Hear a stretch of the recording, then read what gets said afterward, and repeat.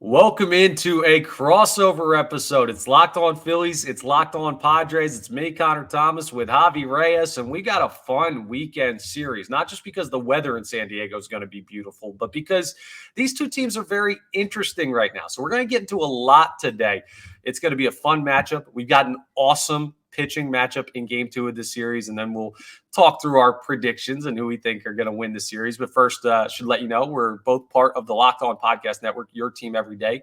Please make sure you're rating, reviewing, and subscribing to both Locked On Padres and Locked On Phillies. And today's episode is brought to you by FanDuel. Make every moment more. Right now, new customers get $150 in bonus bets guaranteed. That's $150 win or lose. Visit FanDuel.com/LockedOn to get started. So, Javi, we'll start out with the records. Padres 14-14, even 500. What's the start of the year been like for you guys out west? What's the thought process with that juggernaut Dodgers team in the division? It's very similar to how the Phillies have to deal with the Braves. Just talk to me a little bit about what the Padres have done so far this year. Yeah, man. Look, the Dodgers, they are punks. We all know this. They puff their chest out, and then they're the drill tweet. The whole, I'm not owned, I'm not owed. I continue to insist before I transform into a corn cob. That's the Los Angeles Dodgers. So I'm worried about the regular season. Playoffs, we'll see. I'm excited for when the Reds, some upstart, a team that has no business being that far, beats them in the playoffs. But in terms of the Padres, it's been very mixed bag. I mean, 14-14 is literally perfect. I could honestly end the analysis there, but they, at some points, are looking like the Padres that were promised when they were making the headlines. Tom Verducci's writing about Dodgers-Padres being new Yankees-Red Sox type of rivalry, and they make that comeback. You have the Profar thing that I don't know why I said his name like that, but you have the Profar, irrelevant comment, and then they beat them 2 out of 3. They had the 8-run comeback against the Cubs that went super viral and was a lot of fun. But then they have stuff like yesterday, where they just become their 2023 selves again. And in this case, 9-4 lead over the Rockies. And in the bottom of the 8th, you completely blow the entire lead and give up 6 runs. Not just 2 or 3, 6 runs. And it was bad for a team whose bullpen has been awesome.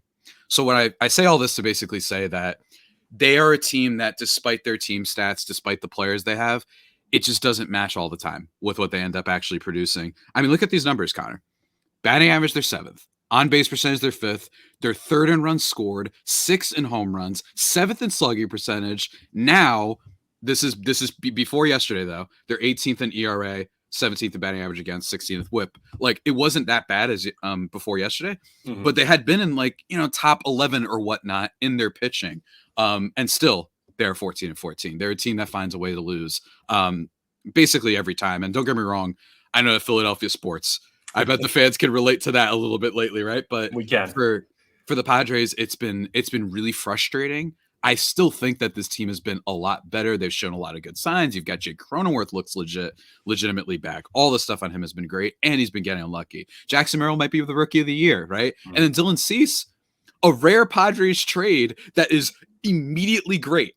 Even Juan Soto took a little bit of time because Lord knows the stench of San Diego it infects even the most prodigious of athletes. But with him, it took a little bit. Cease has been good immediately, and you just alluded to it. Ranger Suarez, Dylan Cease on Saturday. That's, not hyperbole, like probably the best pitching matchup of the week or year at this point, because both of them have been electric, obviously. So up and down, and when it's up, you're like, this is what we were promised, and when it's down, it's 2023 all over again. I totally get that. It sounds a lot like the Phillies of the past couple of years, where you believe in the ceiling of the team. They're searching to find the results right now. The good news is it's April for a couple more days. So there's plenty of time to figure it out. When you look at the talent level that the Padres have, you're still a team that should be in contention. It's still a team that you believe that they're going to be in the mix late in the season. So they've just got to figure out kind of who they are, and they're going to find a way to win. It's funny. This has been the first year in the past 2 where the Phillies have been competitive and also gotten off to a good start. So they're coming in with, and part of that is 2 series back-to-back against the Rockies and the White Sox, who might be the worst team in the history of baseball. But Phil's sitting at 16-10 is a nice start to the season for them. And just like the Padres, what I always look at when the Phils have those games where they split with the Reds and they have a game in that series where the bullpen implodes and they give up 6 runs from the bullpen in 4 innings worth of work. You believe in the ceilings of these teams. And while it's early to make a full determination, I think this will be a fun series where when you play a team like the Phillies or when the Phillies play a team like the Padres, it brings out maybe more of what that ceiling could be against better competition. So I think you're going to see some star power in this. You're going to see some young breakout action. I mean, Rookie of the Year, absolutely a fair potential award for you guys to bring home there in San Diego. Dude, just talk to me about, because people don't know what type of a year, like everyone talks, oh, it's going to be Jackson Holiday or it's going to be one of a billion Orioles prospects. Talk to me about the breakout year, please. Oh, man, it's been awesome. I also recommend everyone check out my episode on my channel. Yesterday, I talked with Ara Blayton about Jackson Merrill and everything that's translated. For me, number one thing, he's got the energy. That's what it jumps off the page. You might even see it this weekend, especially because Phillies are like a team that everyone likes to play. It's Philadelphia. You want to show up the same way you show up in New York and all that stuff. He has an energy that's like he's hungrier than any player on the team somehow. And that's not a detriment to the other players. He looks phenomenal. I think the number one thing with him, you're going to be surprised by how much this guy makes contact, no matter who it is. Will it always be a hit? No.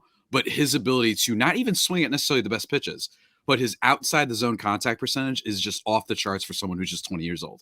Like, for him to not even have the pitch recognition yet, which I think will come with time, you know what I mean, as he acquiesces to major league play and pitches and all that.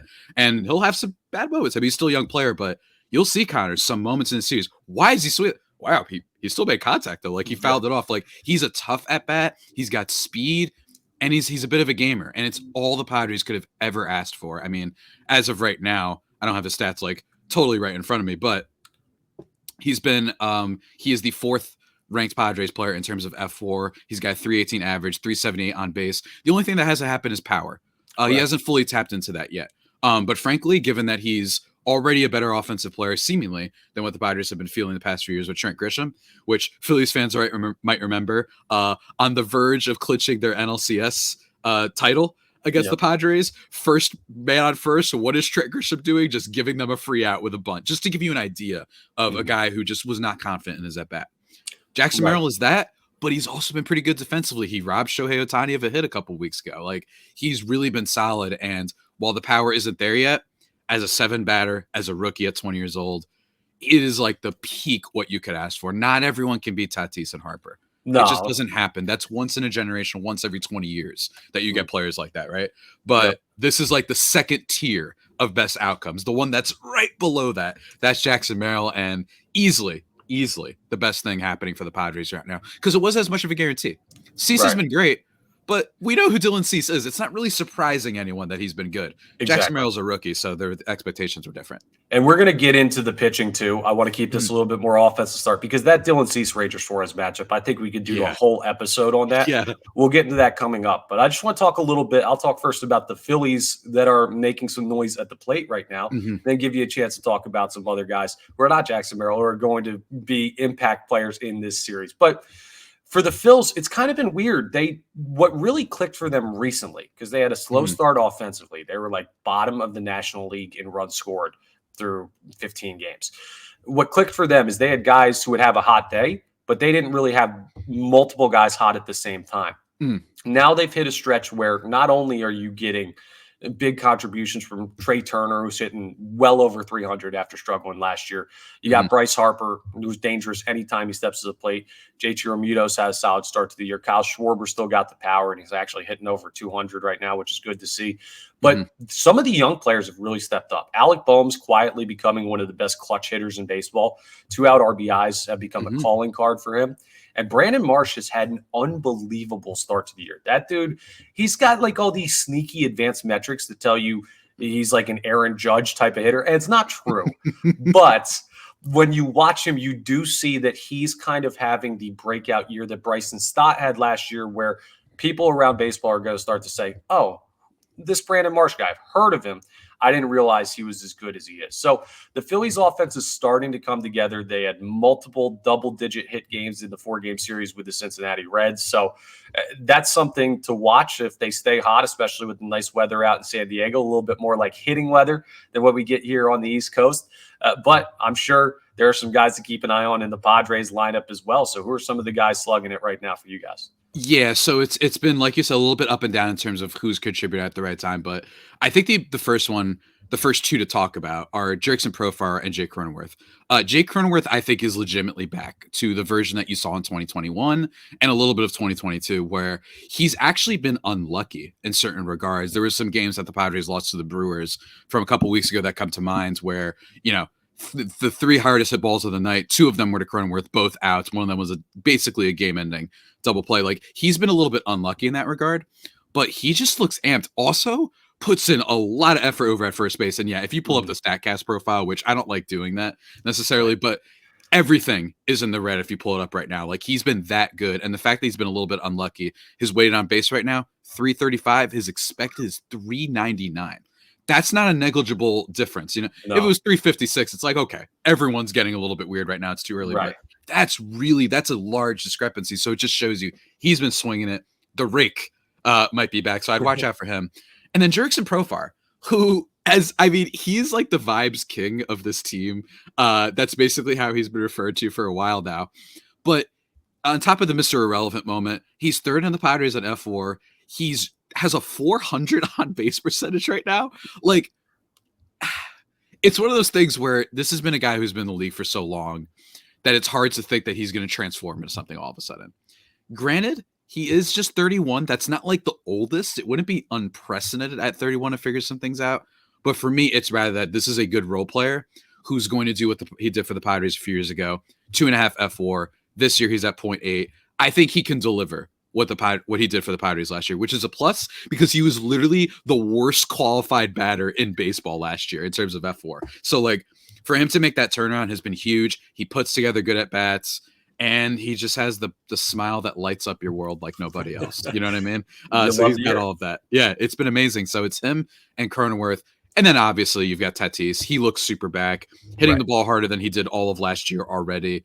That version of him, you could get a game in this series where he just hits 2 out of the park and you're like, how did he do that?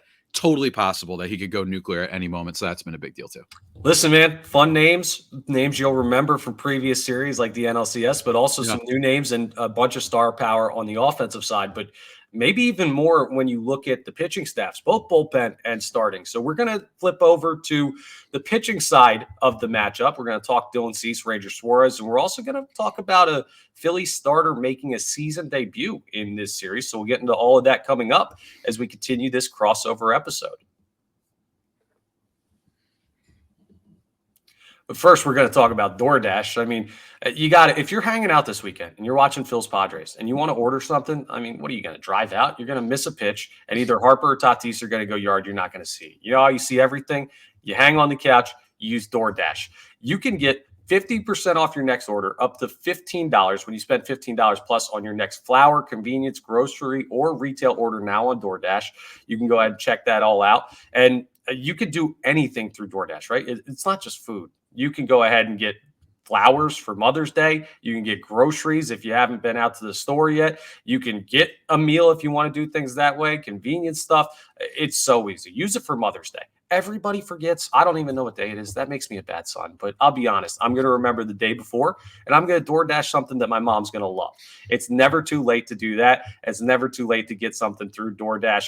And here, you want to check this out, right? Because that's the big holiday coming up. You can use DoorDash every day, but you can get all your Mother's Day gifts all in one place and get 50% off your next order up to $15, like I was telling you about, when you spend $15 plus on your next, again, flour, convenience, grocery, or retail order now. Just use code LOCKEDONMLB. Again, that's code LOCKEDONMLB. Order using DoorDash today. Terms do apply.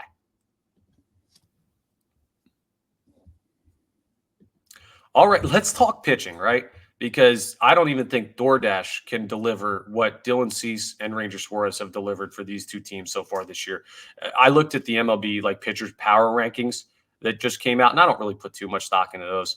You got a dude in Chicago right now, Imanaga, who's like unbelievable. He wasn't even listed. So there are some omissions, but Dylan Cease on the list, Ranger Suarez on the list, and you get to see those two guys match up in game 2 of this series. That'll be tomorrow's game. Dude, talk to me about, because you already touched on the Dylan Cease thing, but I look at Ranger Suarez as a otherworldly alien type of talent right now. 25 straight scoreless innings pitched.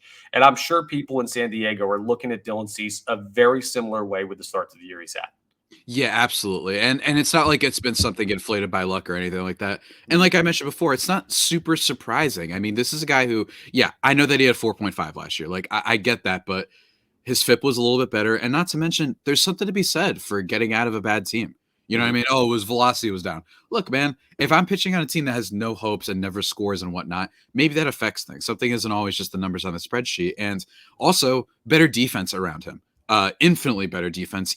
Just with Ha-Seong Kim alone, he's got a better defense around him. Never mind Tatis, and when Machado gets healthy and he can play third base again. And Jake Cronenworth has been really great at first base this year. Like this is a very good defensive team that could certainly take away some hits this weekend, especially from guys like Turner, some guys who might be putting the ball in play a little bit more, I think. Harper, I have no, I don't know. You can't stop the guy. Yeah, you can hit it to the moon. You can't catch that. It's like, but in terms of the rest of the team, it's just been awesome. And he's been steady. Even some of his bad starts haven't been all that bad. Like his Padres debut, I believe he gave up like 2 runs in 4 innings or something like that. Like it wasn't that bad. Like he's just been so in command.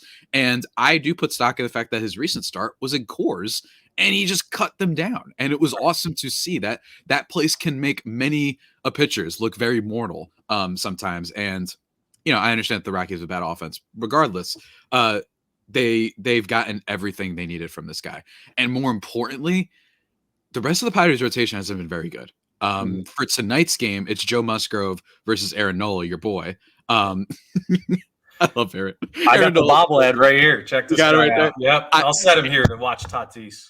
Aaron Nola seems to be like the player that like we know he's good, but we're always just like we don't know if he's gonna have the bad version. It's like Andy Dalton from football a while ago or something like that, where you're just like, all right, which one's gonna show up today? Ryan Fitzpatrick, that type, right? But Joe Musgrove has been really rough. 5.74 ERA this year, has yet to throw a fastball or any pitch 94 miles per hour, so the velocity's down. Michael King has been really hit or miss. Sometimes you see the whiffs all over baseball spot. He's been effective there, but then he gets torched. Games against the Dodgers come to mind, where he gave up like 5 home runs in 2 innings. That was bad. And then the game against the Rockies recently comes to mind, where he'd been dealing and then just explodes. So he's been really rough. And then you've got Yu Darvish, who's on the IL right now with the neck strain. And even when he was healthy, a little shaky, somehow better than Musgrove and King though. But you have those guys, and then you have a little bit of weirdness elsewhere. Matt Waldron, a little bit hit or miss, but not too bad. I mean, all things considered, his knuckleball is really weird. So basically, all of that to say is Padres rotation has been very disappointing, and their ERA stats before yesterday when the bullpen got absolutely demolished. So hear me out, guys. The 16th in ERA was not bad before yesterday, but it's basically been the bullpen. If you look at the Padres now, I don't like using F-WAR for pitchers, but even still, just to illustrate an idea, it's Dylan Cease number 1, then it's Enyel De Los Santos, Adrian Morejon, Matt Waldron, you've got Yuki Matsui on there, Robert Suarez. Like it's a lot of bullpen guys for them for the majority of this season. That's what's been keeping their ERA down. It's not their pitching. It's Dylan Cease and the bullpen. So I don't know. I don't know what to make of it. And hopefully they got it out of their system yesterday. Yeah. Their blown lead with the bullpen. So hopefully guys like Matsui and I think Enyel De Los Santos is the most underrated player on the Padres right now. And Suarez can throw heat. Of course, your boy Harper's not all that afraid of him, although I blame Bob Melvin for that. I'm still mad about that. I don't understand. I can't blame you. He's already pitched an inning, so you're going to let him go again against the guy who that postseason he was just not stopping. Yeah. And it's like, we have Josh Hader, but let's just not use him. So he made the pitch to get out of it. That change up low. That's one of the best takes I've ever seen in my life. But we can relitigate the NLCS for a couple years ago another time. That's funny. The Phillies, it sounds like, are going to have to get after the starters. And if you get late into the game with a lead, could be tough to make the comeback. The Phils pitching staff, top to bottom, has been pretty darn good. I mean, starting rotation's been awesome. But this is going to be kind of like looking in a mirror when it comes to the pitching matchups. We already talked about the Suarez matchup tomorrow. Two insanely good pitchers. You have Musgrove, Nola today. Higher ceiling for those guys, but also variability depending on what day they go out there. And then King versus Taijuan Walker making his season debut. Walker had an issue with like 4 different things in spring training. He had a long rehab assignment, and he's just now coming up. The Phillies are trying to figure out, are they going to go 6-man rotation? Is he going to take the spot of a Christopher Sanchez or Spencer Turnbull? But we know at least for Sunday, Taijuan Walker is going to get the ball for the first time. So God only knows what you're going to see from Taijuan Walker. He had 15 wins last year, and every Phillies fan will tell you, that guy stunk, which isn't the case, but the fans weren't high on a guy who had 15 wins. It's a crazy way to look at how his season went.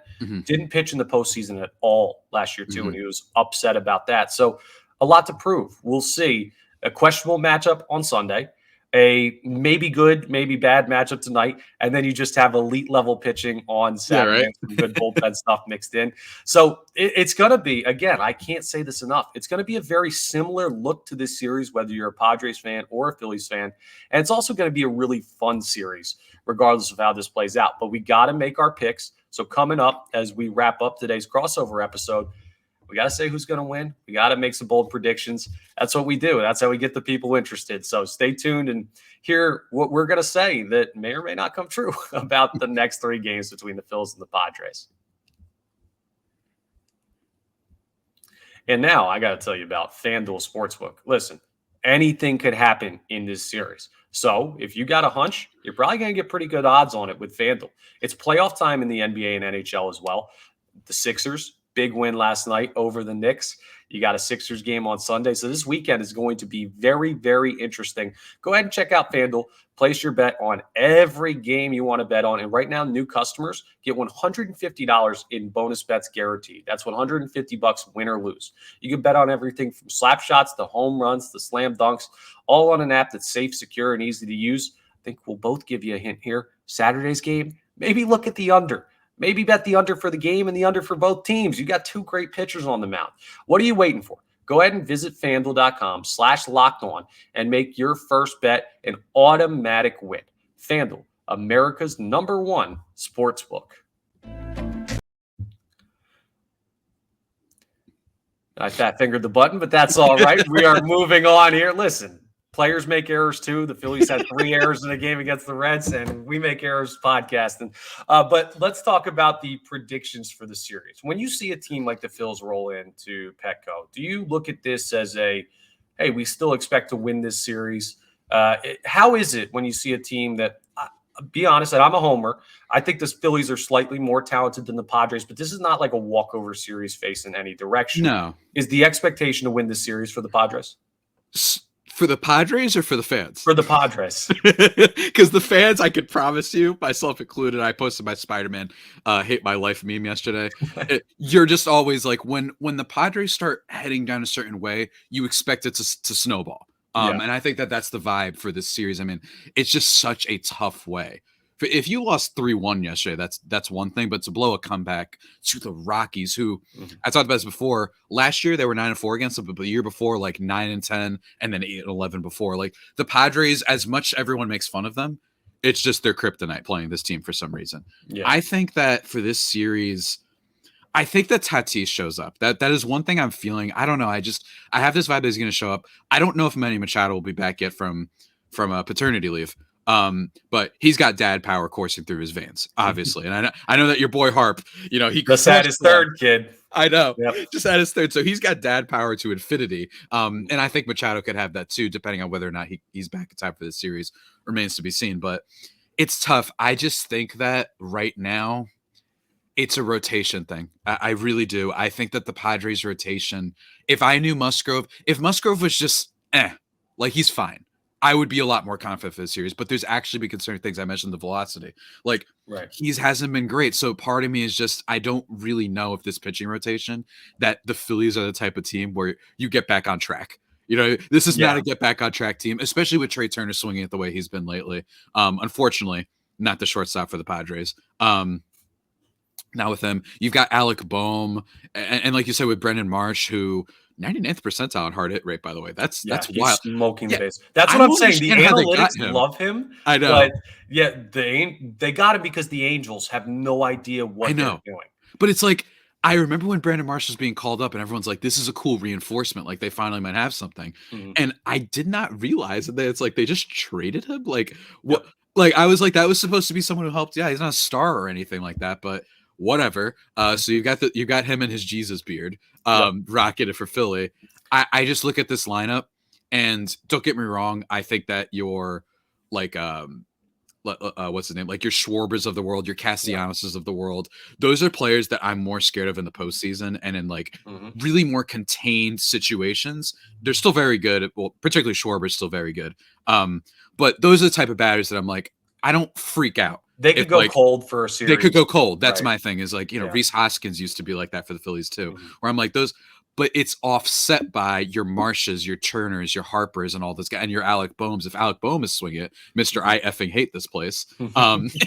Which is, I still use that meme to this day, by the way. I still use it. It's so funny.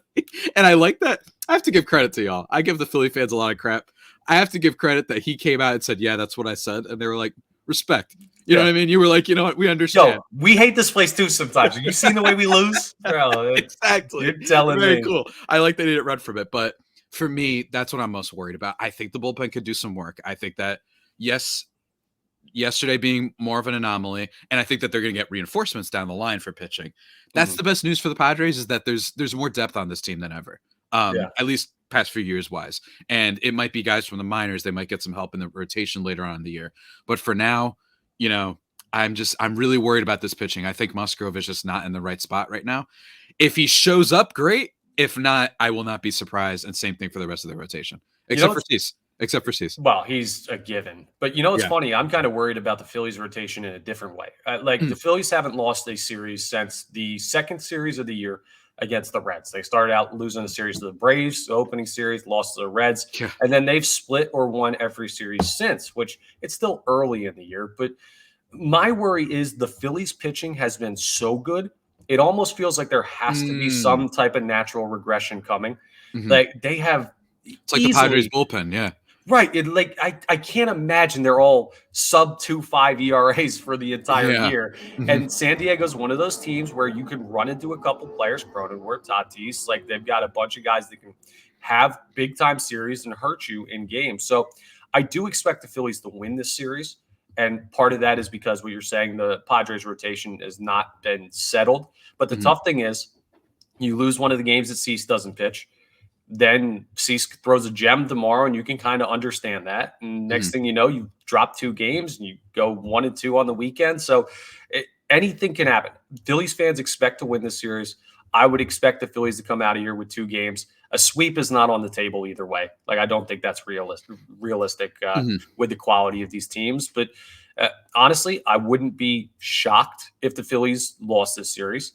But I would expect them to be the better team over the 3 games, even if only slightly. And this is going to be a fun – I don't know for the Padres, you guys see the Dodgers and everything, but we played the Braves for the opening series, the Phillies did. And then it's been like Rockies, White Sox, Reds, Pirates. This is a fun little benchmark of like, okay, I know the Padres are 500, but they have guys that are playoff caliber guys. And when this team's all said and done, they're going to be in the mix down the stretch. It's a little bit of an early season benchmark type of series to see, are we beating the heck out of bad teams or are we a really good baseball team? And I think that's going to be the biggest thing to learn from the Phillies' perspective in this one. I think that's a good point. I guess that's the hope for the Padres is that this is, you mentioned that the Phillies bullpen hasn't been good, that it's like, okay, cool. The regression from the starting pitching will happen a little bit this weekend, and then you can get into the bullpen. Maybe that's something that happens here. And our old buddy, Matt Strahm on this team, a guy that I was once mocked for saying was good.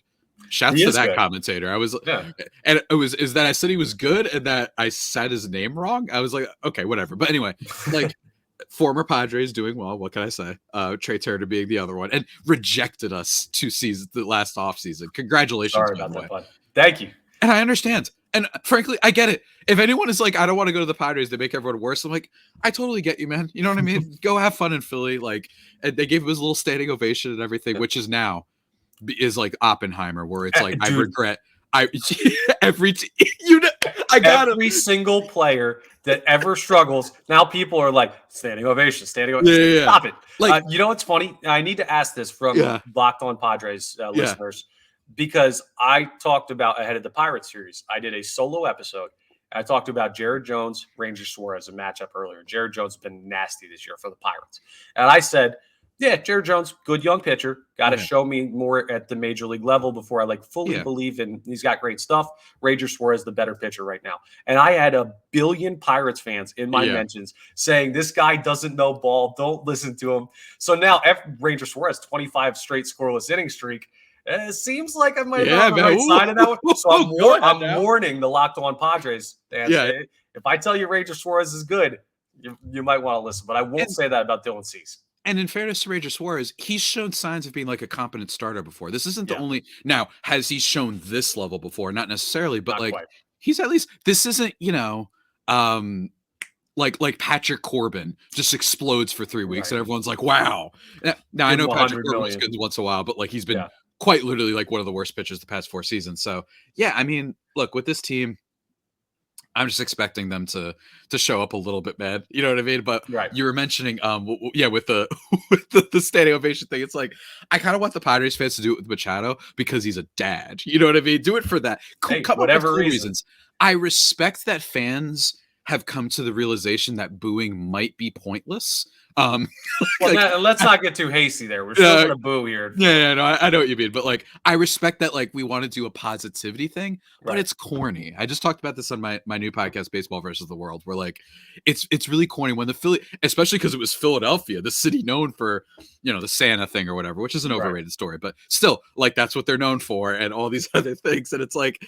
Nah, man, and then he turns into Ruth for a month. You can't do that for every player. It's corny, and I don't like it. I don't care if it is, Tatis for us that's struggling. My thing is, nah, man, just that was yours. That's yours. You got it first. Congrats. Seriously. We get to claim that forever. You get to claim that forever. Every other Javi Baez. It's like Javi Baez. No, Javi Baez is going to swing at sliders a foot outside, regardless if you're clapping or not. Listen, man, Javi, we could do this all day, but we're going to run to the first pitch if we go much longer. Oh, true. Yeah. So let's wrap this up and let everybody go ahead and know where they can follow you at and where they can get your content.